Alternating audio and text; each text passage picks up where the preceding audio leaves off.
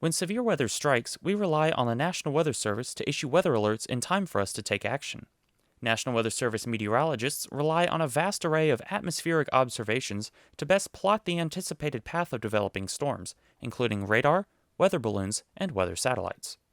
But weather observations are imperfect. For example, weather radars fail to accurately capture the precise conditions at the ground, weather stations are only at fixed locations, and weather balloons are usually launched only twice a day. On calm weather days, this is enough data for NWS forecasters to rely on. On active weather days, however, this is not enough. And that's where you come in.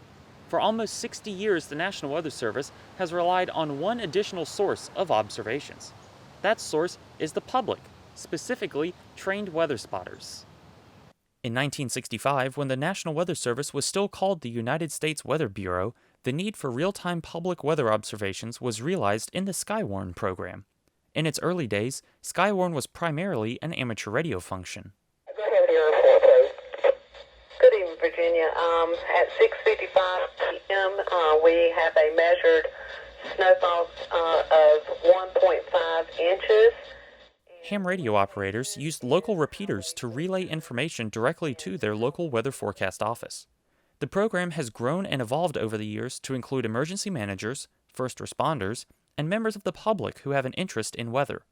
Almost 400,000 people in the United States have become Skywarn spotters for the NWS, and that number is steadily growing. Skywarn spotters report on all types of weather, including high winds, heavy snow, flash flooding, hail, and tornadoes. Spotters also report on storm damage as a result of any of those events, and even help the Federal Emergency Management Agency, or FEMA, in determining the financial cost of a storm. Spotters' reports are often made directly to their local National Weather Service office. Meteorologists there use the reports to determine the accuracy of observations and determine how a storm might behave over the next several hours. So who is eligible to serve as a weather spotter? Almost anyone.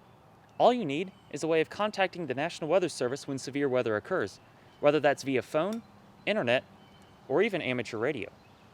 And if you don't already have the training, the National Weather Service highly recommends that interested people attend a free 2-hour training session.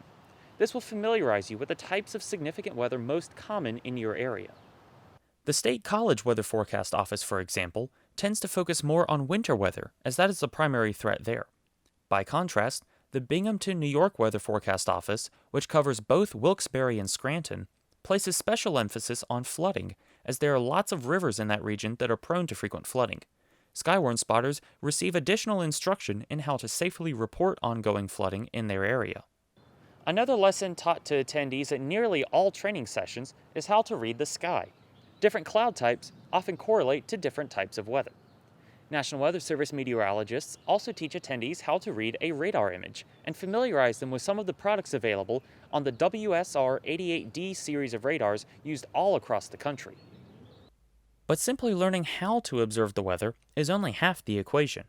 National Weather Service meteorologists also teach spotters how to relay information to them.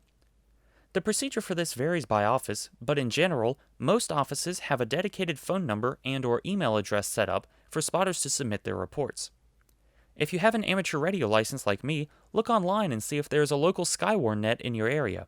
They're often held during inclement weather on wide area repeaters on 2 meters and 440 megahertz. Lastly, social media is becoming an increasingly valuable tool for real-time reporting. These are the social media handles for the local offices that cover Pennsylvania. You can tag them in posts, especially if you can include a photo or video of what's happening in your area. This helps the National Weather Service confirm that what their equipment indicates is happening is indeed taking place in the area. So how can you join the ranks of the Skywarn Spotter Network? Unfortunately, many Skywarn classes have been postponed or canceled recently due to the COVID-19 outbreak. However, all 5 weather forecast offices that cover Pennsylvania are hosting their training sessions online. You can simply find your county on this map and go to the web address listed to find the dates of upcoming training sessions and register online for those. Skywarn spotters truly are the National Weather Service's eyes on the ground, providing real-time verification of warnings and augmenting observations in areas where automated measurements are limited.